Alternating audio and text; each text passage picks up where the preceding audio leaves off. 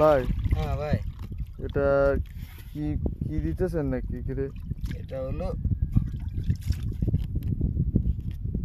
এটা হলো টাটামিট 20।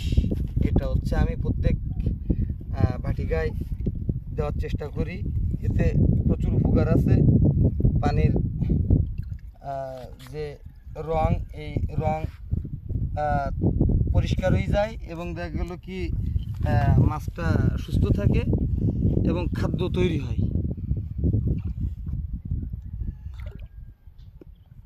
এটার কি ভাই কোনো পার্শ্ব প্রতিক্রিয়া আছে?